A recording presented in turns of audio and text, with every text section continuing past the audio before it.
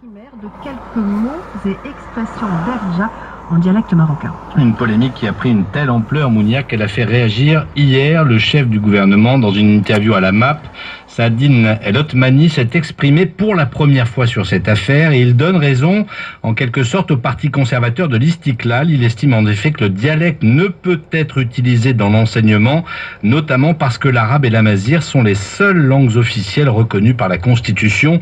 Mais le chef du gouvernement s'en remet aux commissions concernées par cette question et à l'avis du Conseil supérieur de l'éducation. Autrement dit, les manuels incriminés seront retirés si et seulement si ces institutions le demandent. Mais quelques jours plus tôt, pourtant, le ministère de l'Éducation nationale avait défendu l'usage dans les manuels scolaires d'expressions en darija. Le département de Saïd Hamzazi remet d'abord les choses à leur place et précise que les passages qui font polémique et qui sont pointés du doigt ne concernent que 8 mots en darija sur les quelques 150 pages d'un manuel qui en compte 8000.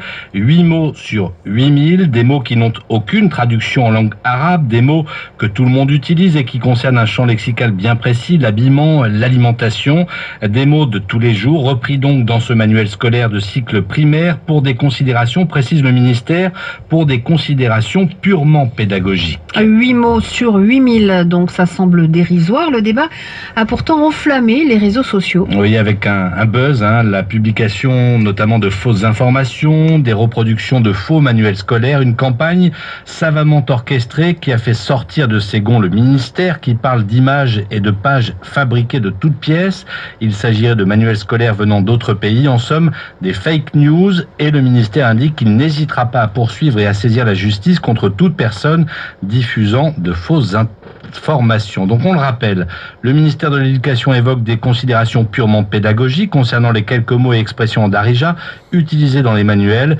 Écoutez ce qu'en pense le publicitaire et entrepreneur marocain Nourdine Ayouch, figure de la société civile.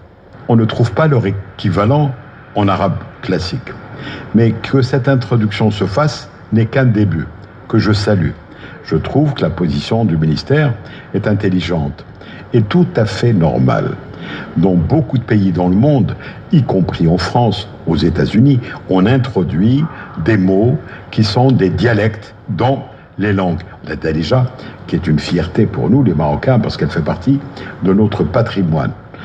On parle darija à la maison, dans les sociétés, on travaille même à l'école, les enseignants enseignent quelquefois en utilisant des phrases darija pour expliquer certains termes qui sont difficiles à expliquer en arabe. Voilà le bon sens de Nourdine Ayouch sur le site d'information H24, et cette polémique qui déchaîne les passions a fait réagir pas mal d'intellectuels.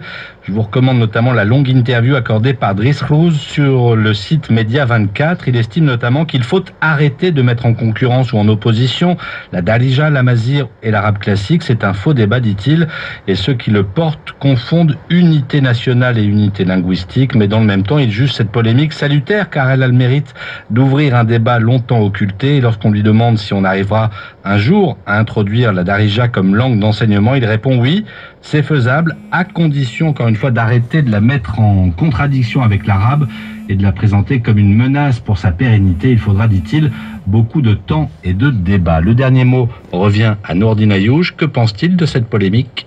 Vous connaissez l'expression française qui est très bien. Les chiens aboient et la caravane passe. Voilà, les chiens aboient et la caravane passe. Nous reviendrons sur cette polémique autour de la darija dans la revue de presse maghrébine présentée dans une dizaine de minutes par Magali Homo. Merci Christophe Godino pour ce buzz consacré donc à cette polémique au Maroc. Sans transition, on passe maintenant à la